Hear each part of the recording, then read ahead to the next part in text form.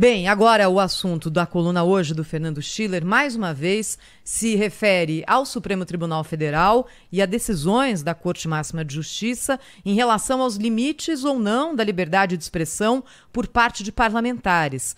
Nessa semana, a segunda turma do Supremo decidiu abrir ações contra o senador Jorge Cajuru por crimes de difamação e injúria. É um caso que envolve aqui algumas postagens que o senador fez nas redes sociais em que ele faz ofensas a outros colegas, ao senador Vanderlan Cardoso e ao ex-deputado federal Alexandre Baldi.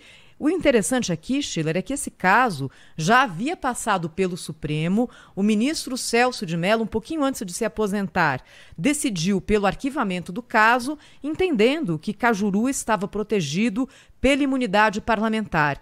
As defesas dos dois ofendidos recorreram, o caso voltou ao Supremo, segunda turma, e agora houve essa decisão diferente. O Supremo dizendo que sim, ele pode ser processado pelo que publicou nas redes sociais. No entendimento da segunda turma do Supremo, a imunidade parlamentar não atinge esse tipo de crime.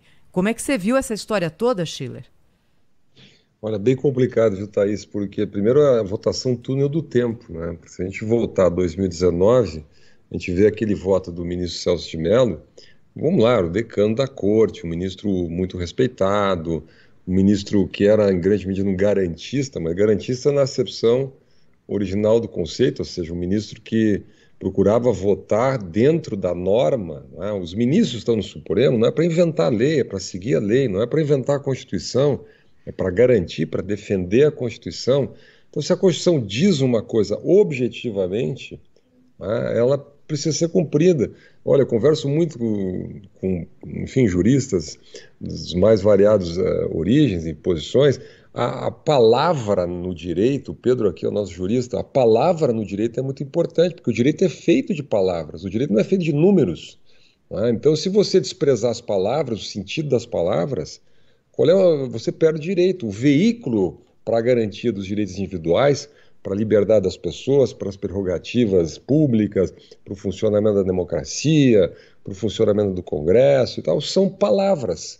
Agora, se as palavras são flexíveis, são líquidas, são móveis, se eu posso interpretar ela do jeito que eu quiser, bom, aí nós temos um problema. Aí nós não temos mais o Supremo para garantir a Constituição, a gente tem o Supremo para entortar, ajustar, inventar a Constituição. Está escrito lá no artigo 53 da Constituição, a imunidade é contra quaisquer palavras, votos ou opiniões.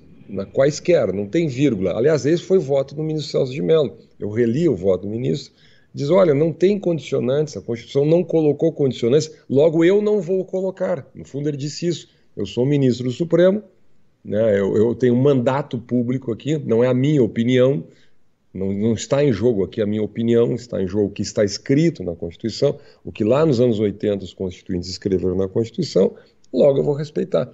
Só que passou 3 anos, nós estamos em 2022, mudou esse entendimento. Né? O entendimento agora é o que vale a opinião, o bom senso, a interpretação. Então, por exemplo, teve 3 ministros antes que votaram a favor dessa mudança. O ministro Fachin, o ministro Lewandowski e o ministro Gilmar Mendes. O ministro Gilmar Mendes disse que inexistia, na visão dele, inexistia nexo, né, entre as falas ofensivas do senador Cajuru e a atividade do senador. Ora, quais são as falas? Obviamente as falas dele são mal educadas, tem acusações, basicamente ele acusa dois colegas parlamentares de enriquecimento ilícito, de corrupção em última instância, etc. Bom, se isso não tem a ver com o mandato, por que não tem a ver? Denunciar um colega, denunciar uma autoridade pública, um agente público, eu não estou questionando o mérito aqui, eu estou dizendo denunciar por desvio, corrupção ou malversação de fundos, ou etc., não é função de um parlamentar. Eu posso não concordar, e eu vou dizer não concordo, até porque eu não concordo com os termos e não analisei o mérito, me parece que não. Mas vamos lá, é óbvio que faz parte da função de um agente público denunciar quando ele vê uma malversação ou alguma coisa ligada à corrupção. O ministro Lewandowski, ele foi mais longe, ele disse, ó, chegou a hora de delinear os limites tanto de agentes públicos como de particulares nas redes sociais. Ora, como assim? Então, de novo, uma frase genérica. Chegou a hora de quê? Do Supremo fazer isso? O Supremo já está fazendo, na verdade, né? O inquérito das fake news está fazendo isso, a tal da curadoria da sociedade, que o ministro Dias Toffoli falava, ele sabe o que pode, o que não pode. Bom, né? E ali que foi o ministro Fachin também, o ministro Fachin, aliás, ele falou que a liberdade de expressão no Brasil é vigorosa, mas deve atender aos limites da civilidade. Civilidade, vejam só, né? Está escrito na Constituição civilidade. O que é civilidade? Civilidade para um pode não ser para o outro, né? O debate público, às vezes, ele tem civilidade. Eu adoraria que ele tivesse sempre civilidade, né? Mas a verdade é que o debate público não é feito disso. Olha, antes de fazer o comentário aqui, só para ilustrar um pouquinho, eu voltei um pouco nos debates da CPI, da tal da CPI da Covid, né? Recentemente, o Supremo Tribunal Federal, a ministra Rosa Weber, arquivou o tal da denúncia contra o caso Covaxin, a corrupção da Covaxin. Lembra da corrupção do caso Covaxin? A Polícia Federal não identificou crime nenhum lá, ninguém identificou crime nenhum lá, não tinha corrupção, segundo todas as investigações. A ministra Rosa Weber arquivou o caso. Bom, eu fui recorrer. O senador Randolfo Rodrigues passou semanas acusando o governo de corrupção, chamando de ladrões, corruptos, propineiros. Olha, coisas bem mais pesadas do que disse o senador Jorge Cajuru. Pois bem, agora o governo pode processar o Randolfo Rodrigues, né? Porque ele não tinha nenhum elemento material, ele fez acusações as mais diversas, se revelou que não tinha corrupção no caso. Aliás, o caso da AstraZeneca também. Enfim, bom, se a gente for na história recente do Congresso Nacional, as acusações, as ofensas, tudo isso agora pode ser criminalizado. Ou seja, não há mais imunidade parlamentar no país para nada que não seja civilizado, que tenha ofensa, que tenha palavrão, não é? Que não for comprovado adequadamente, que algum ministro considerado descontextualizado, etc.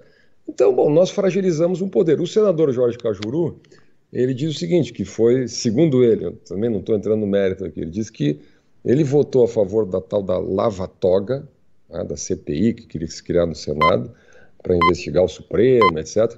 Ele defendeu o impeachment de ministros do Supremo, né, e agora ele recebeu essa quebra de imunidade. São 6 processos contra ele. Será que o Supremo... não estou dizendo que haja intenção disso, mas acaba, na prática, não dando um recado, dizendo o seguinte, olha, não tem mais imunidade parlamentar, cuide com o que você está dizendo, né? Quer dizer, isso fragiliza imensamente o Congresso Nacional. Quer dizer, é evidente que aqui tem uma questão básica, né? Quer dizer, ninguém concorda com o palavrão, etc., pelo menos em tese, né? Na prática um pouco diferente às vezes, mas o princípio da imunidade parlamentar é histórico nos parlamentos, né? E agora foi quebrado, né? Foi quebrado. As consequências que isso vai ter, na minha visão, é plenamente plausível uma enxurrada de processos. Se eles não acontecerem, é simplesmente porque os agentes políticos não querem, mas cada vez que alguém fizer uma denúncia, ofender, brigar lá no plenário, botar nas redes sociais algo mais duro, pode ter processo. O que é igualmente grave, né, é que essa decisão tenha sido tomada por ministros que são, como lembrou o Schiller agora, né, citando o senador Cajuru, que são objeto de críticas do senador Cajuru, né? Foram objetos também de pedidos de representação pedindo o impeachment desses ministros, né? Há casos que colocam em campos opostos o ministro relator do processo, o ministro Gilmar Mendes, é vítima também, ou uma suposta vítima do senador Cajuru. Aí temos um Supremo Tribunal Federal tomando decisões para dar uma enquadrada ali no senador que os fiscaliza, ou que os ataca, os critica, né? É basicamente isso. O senador Cajuru, além da CPI da lava-toga, que ele defende insistentemente, ele também protocolou ou subscreveu vários pedidos de impeachment contra ministros do Supremo Tribunal Federal. E aí, agora eles vão à forra. e vão afora relativizando um direito fundamental, né? Um preceito fundamental da Constituição, que é a inviolabilidade do mandato parlamentar. Olha, a situação do país, mas sobretudo do Supremo Tribunal Federal, é de vaca não reconhecer bezerro, sabe? A gente, assim, é um estado de perplexidade. Fazer o quê? Apelar a quem? A quem, né?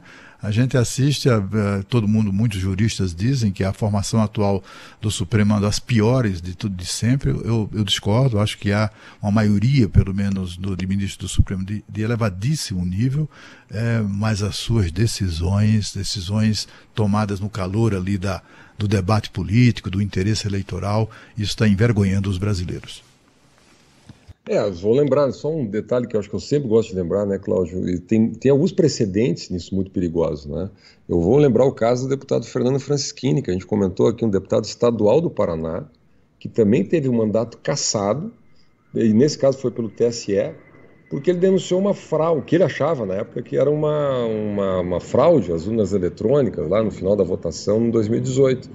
Depois se viu que era equivocado aquilo, mas na hora era a função dele. Se o deputado acha realmente que esteja acontecendo uma fraude, não é a função do deputado denunciar?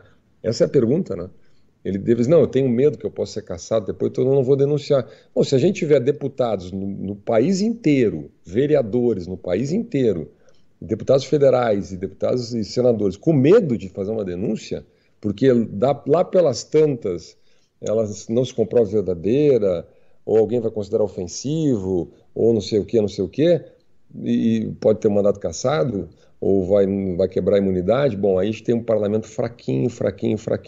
Esse é o grande risco dessa decisão aí tomada em relação ao senador Jorge Cajuru.